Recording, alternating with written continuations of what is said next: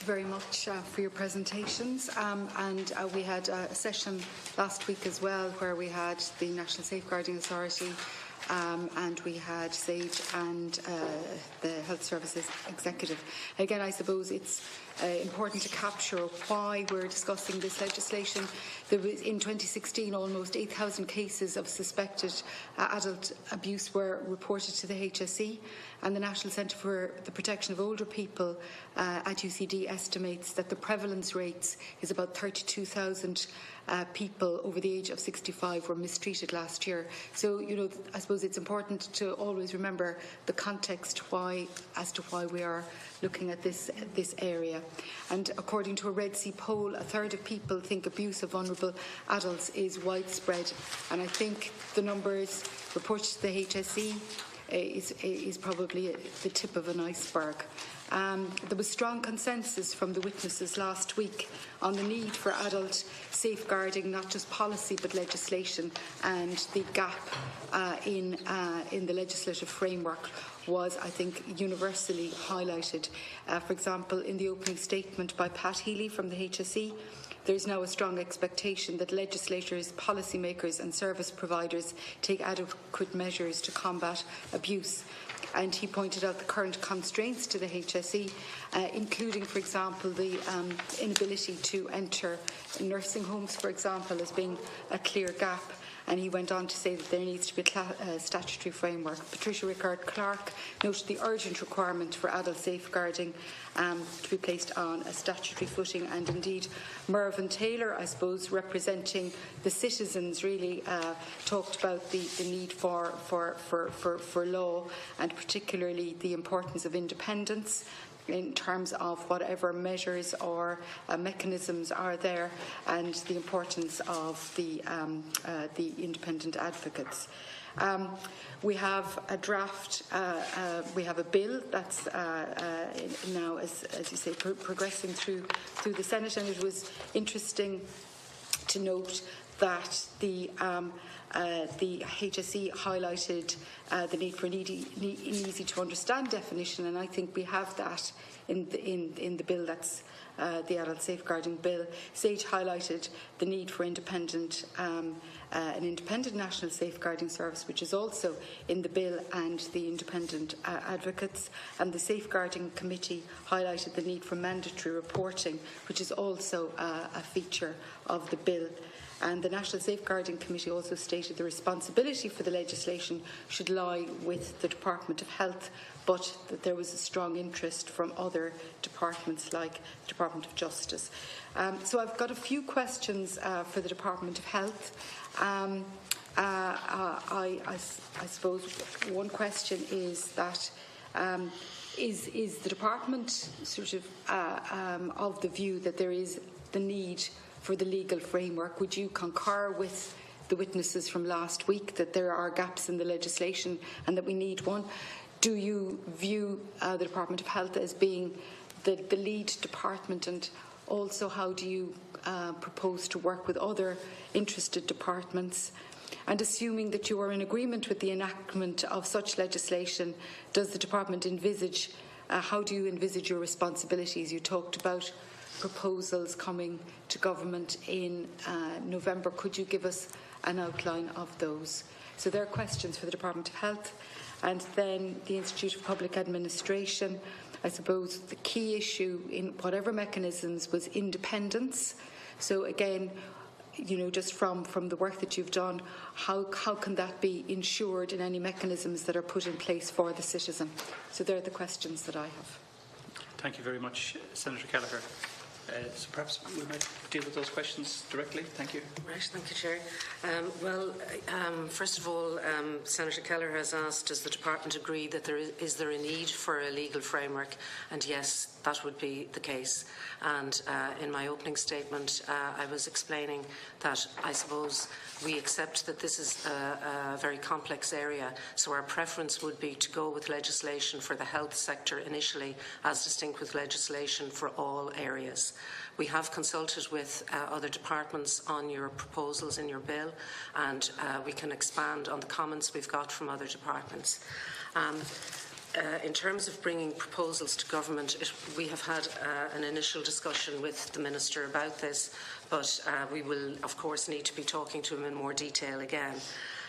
But just to, I suppose, expand on our thinking as it is at the moment, we see the possibility of providing legislation which would set out that safeguarding is very much part of good corporate governance.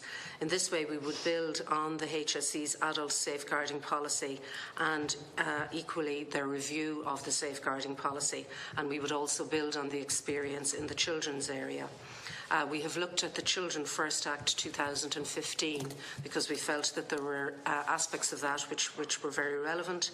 It provides for some very positive measures, including the preparation of guidelines by the Minister, the requirement that providers ensure that children are safe from harm while availing of the service. In other words, a statutory duty to safeguard. So we would see a lot of advantages in terms of changing the culture and raising awareness to have a statutory duty to safeguard vulnerable adults. That's something that isn't there at the moment. And also, the Children First Act provides for risk assessment by each service provider and the preparation of child safeguarding statements. So again, we feel that these are measures that could translate to legislation for safeguarding adults. In terms of monitoring compliance, and there has been various discussions about this, we would see that HICWA, if we have this governance obligation on entities, that HICWA could monitor this as part of their inspection and quality assurance work that they do in visiting facilities regularly. We also consider that it's important to distinguish between vulnerable adults in residential care and vulnerable adults in their own homes or living with relatives. As I've said, HICWA are already inspecting both public and private nursing homes for older people and disability centres for children and adults. So that is already in place on a statutory basis. The Government has already committed to introducing a new funding scheme and regulation of both private and statutory home care services, and a public consultation was launched in early July, and we've received over 2,600 submissions to that consultation by the deadline of 2nd of October. So we also feel that health professionals, including GPs and public health nurses, are a resource in terms of identifying potential abuse of vulnerable adults living in the community. So when I'm talking about regulation of home care, that would be home care services provided either by the HSE or by private providers. And again, it's with a view to protecting vulnerable adults in their own home. The question of reporting arrangements, we feel, is particularly complex. In the children's area, mandatory reporting of child abuse was first recommended in the Kilkenny Incest Report in 1993. This was followed by a discussion document on mandatory reporting of child abuse in 1996. The Children First National Guidelines for the Protection and Welfare of Children issued in 1999, and they provided detailed guidance on definitions of abuse and reporting arrangements. The guidelines effectively provided for administrative mandatory reporting, so that all health professionals, for example, were under an obligation to report any cases of child abuse that they came across in their work. So this extended right across the health services for people in hospitals and all areas. The guidelines were in place for a good 11 years and then were revised by the Department of Children and Youth Affairs in July 2011. This was followed in April 2012 by the publication by the Minister for Children of the heads of the Children First Bill. The Children First Bill was published in April 2014 and signed into law in November 2015. And the Children First Act provides for mandatory reporting of child abuse and is due to come into operation shortly. So I just thought it would be helpful to outline that timeline for the committee to show that how long it has taken to move from the legislation, which was the Childcare Act 1991, right up to the situation today where we're about to introduce mandatory reporting. And from the time of the Kilkenny Incest Report in 1993, we're talking about approximately 22 years.